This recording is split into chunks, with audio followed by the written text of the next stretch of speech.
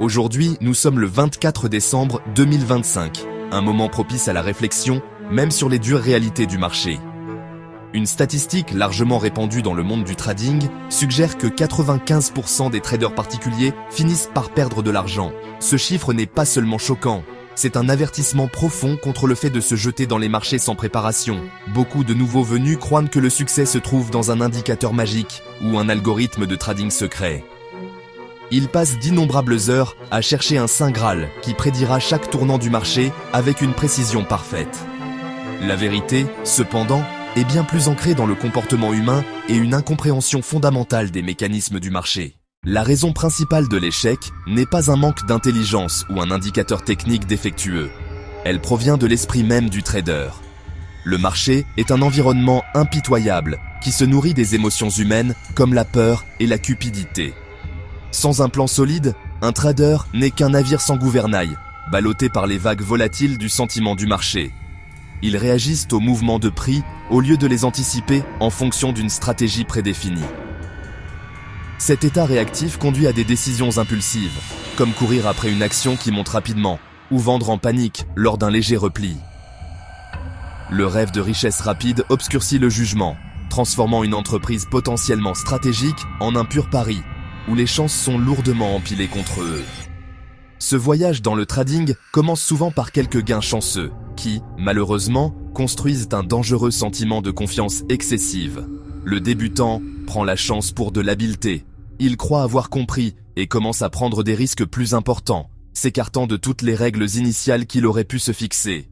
Lorsque les pertes inévitables surviennent, ils sont émotionnellement mal préparés à les gérer. Au lieu d'accepter une petite perte comme un coup d'entreprise, ils s'accrochent, espérant que la position se redressera.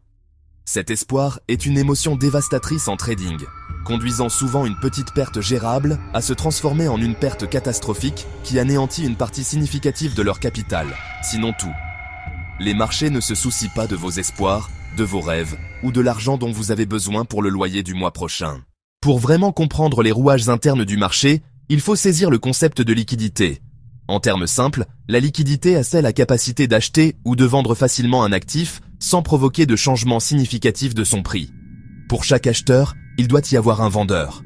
Les grandes institutions, comme les fonds spéculatifs et les banques d'investissement, ont besoin de quantités massives de liquidités pour entrer ou sortir de positions de plusieurs millions de dollars.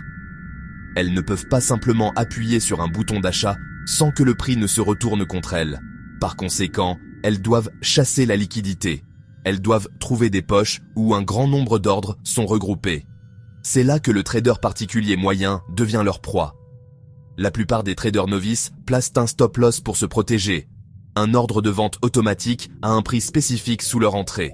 Par exemple, vous achetez à 100 $ et placez un stop-loss à 98. Imaginez des milliers de traders faisant la même chose. Ces grappes créent un immense bassin de liquidité. Pour une grande institution qui veut acheter beaucoup, ce bassin est irrésistible. Si elles font baisser le prix juste assez pour déclencher ces stops, une cascade se produit. Un liquidity sweep.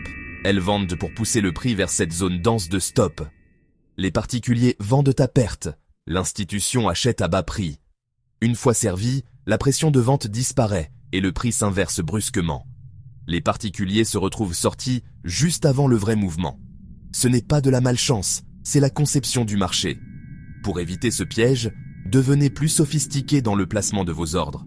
Évitez les niveaux évidents, utilisez des stops plus larges pour le bruit, ou attendez qu'un sweep se produise avant d'entrer. La plupart des traders qui échouent traitent le marché comme un casino, se jetant sur des conseils à la mode sans comprendre l'entreprise sous-jacente. Adoptez la mentalité d'un propriétaire. Quand vous achetez une action, vous achetez une part d'entreprise. Sélectionnez-la avec le soin d'un achat total. 3 piliers fondamentaux: avantage concurrentiel, MOAT, valorisation. Regardez au-delà du prix. La santé fondamentale. L'entreprise est-elle rentable? Revenus et bénéfices croissent-ils régulièrement? Un coup d'œil sur 5 ans. Revenus annuels, bénéfices nets, bénéfices par action. Le fossé économique protège des rivaux. Marques puissantes, brevets, effet de réseau. Des entreprises avec un large fossé sont plus résilientes, repoussant la concurrence et traversent mieux les tempêtes. Demandez-vous, qu'est-ce qui empêche un concurrent de faire pareil et voler les clients? Même une merveille peut être un mauvais investissement si vous payez trop cher. Le prix que vous payez détermine votre rendement. Est-ce correct, sous- ou surévalué? Comparez le PE à son historique et à celui du secteur. Achetez de belles entreprises à prix raisonnable pour une marge de sécurité et de meilleures chances de succès. Une base solide permet au prix de s'apprécier à long terme. Le temps devient votre allié. Vous n'êtes plus stressé par chaque oscillation. Vous tenez à travers la volatilité, portée par la valeur sous-jacente. C'est ainsi que la vraie richesse se construit sur les marchés. Le succès vient de l'application constante de règles simples qui maîtrisent les émotions et guident sous stress. Règle 1. Ayez un plan clair avant chaque trade. Raison d'entrée, objectif de prix, point de coupure des pertes. Règle 2. Gestion rigoureuse du risque. Ne risquez jamais plus de 1 à 2% par transaction. Sur 10 000 $, risquez 100 à 200 $ max. Ainsi, une série de pertes ne vous anéantit pas. Règle 3. Dimensionnez via le risque. Exemple, achat 50 $, stop 48 $, have 2 $ de risque. Avec 100 $ de risque, achetez 50 actions. Cette approche retire la cupidité de l'équation et maintient un risque dollar constant. Règle 4. Pensez long terme et valeur. Ne cherchez pas à prédire chaque micro-mouvement. Ciblez entreprises saines, fossés solides, prix raisonnable. Le temps est de votre côté. Tenez avec confiance à travers la volatilité. La patience et la valeur construisent la richesse réelle. Sortir des 95 ne vient pas d'un indicateur secret, mais d'une amélioration continue. C'est un marathon. Lisez des investisseurs et des traders à succès. Étudiez la finance comportementale. Suivez des sources réputées. La connaissance est le fondement. La discipline est le mortier. Prenez chaque signal de votre système.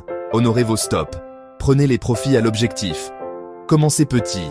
Testez en démo, puis avec de faibles montants pour apprivoiser vos émotions.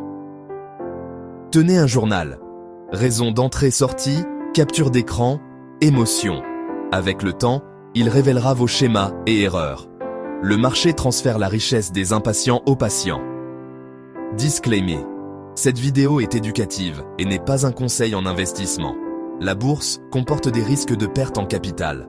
Performances passées ne préjugent pas des futures. Consultez un professionnel avant toute décision.